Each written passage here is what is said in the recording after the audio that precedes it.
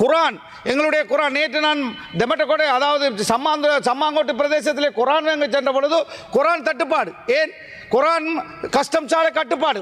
இலங்கையிலேயே பௌத்த மத புத்தகத்துக்கு கட்டுப்பாடு இல்லை, இந்து மத புத்தகத்துக்கு கட்டுப்பாடு இல்லை, கத்தோலிக்க மத புத்தகத்துக்கு கட்டுப்பாடு இல்லை.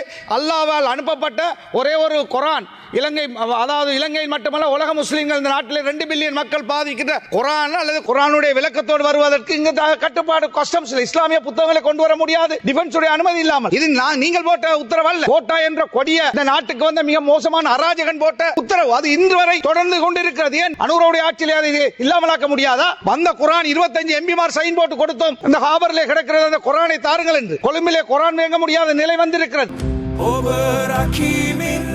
අදමින් උදාවන හෙටත් ඔබ රකිමින් රට රැකවට කැපවී සිටිමු.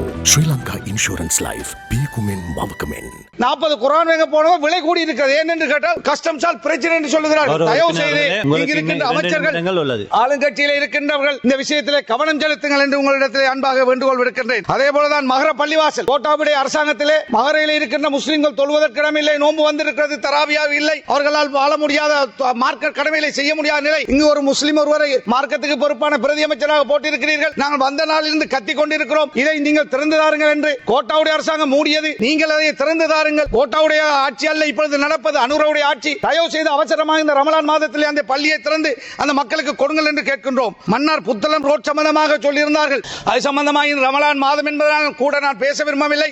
அந்த பாதை என்னுடைய காலத்திலே தான் திறந்தேன். அதற்கு முன்னர் 100 வருஷம் பழமை வாய்ந்த பாதை, ஆர்டிஐக்கு சொந்தமான பாதை. அந்த பாதையை திறந்த பொழுது எதிராக ஒரு கூட்டம், இனவாத கூட்டம், மதவாத கூட்டம் போய் வழக்கு போட்டார்கள். அந்த வழக்குக்கு எதிராக வைல்ட் லைஃப் டிபார்ட்மெண்ட் தொடர்ந்து போராடி கொண்டிருந்தது. இந்த உங்களுடைய அரசாங்கத்திலே தான் வைல்ட் லைஃப் டிபார்ட்மெண்ட் போய் அந்த வழக்கை நாங்கள் அதை துறக்க மாட்டோம் என்று வாபஸ் வாங்கி இருக்கிறார்கள். எனவே மாற்று கூட்டு பொய்களை இங்கு சபையிலே சொல்லிவிட்டு ஏமாத்தி விடாமல் தயவு செய்து அந்த பாதையை திறந்து தாருங்கள். இல்லை என்றால் மாற்று பாதை கடலோரமாக போட்டு தாருங்கள். இல்லை என்றால் ரமலானுக்கு பிறகு நாங்கள் மக்களை ஒன்று திரட்டி அதற்கு எதிரான போராட்டங்களை முன்னெடுப்போம். இந்த பாதை தெற்கிலே இருந்தால் நீங்கள் யோசித்து பாருங்கள், 80-90 கிலோமீட்டர் மிச்சம். அம்பாறை அமைச்சர் இருக்கிறார், அம்பாறையில் இருந்து கொழும்புக்கு வருகின்ற பொழுது 100 கிலோமீட்டர் மிச்சமாக இருந்தால் ஏன் நாங்கள் அதை மூடி வைப்போம்? அம்பாந்தோட்டையா இருந்தால் மூடி வைப்பீர்களா? கம்பஹா இருந்தால் மூடி வைப்பீர்களா? மன்னாரிலே தமிழர்களும் முஸ்லிம்களும் வாழ்கிறார்கள் என்பதால் உங்களுடைய கண் குருடாக இருக்கிறது. தயவு செய்து வீதிக்கு பொறுப்பான அமைச்சர் இங்கு விமல் ரட்நாயக்க இங்கு இல்லை. எனவே அவர் பேசுகின்ற பொழுது பிழையான கருத்துக்களை முன்வைத்தார். ஒரு அங்குலம் கூட வில்பத்து நிலம் அளிக்கப்படவில்லை, ஒரு அங்குலத்தில் கூட முஸ்லிம்கள் குடியேற்றப்படவில்லை. வனவளத்திலே சொந்த மண்ணிலே தான் புலிகள் விரட்டிய பொழுது அகதிகளாக வந்த மண்ணிலே தான் அவர்கள் சொந்த மண்ணிலே போய் குடியேற்றினார்கள். 20 வருஷத்துக்கு பிறகு போகின்ற பொழுது காடாக இருந்தது. அந்த காடுகளை வெட்டாமல் அவர்களை குடியேற்ற முடியாது.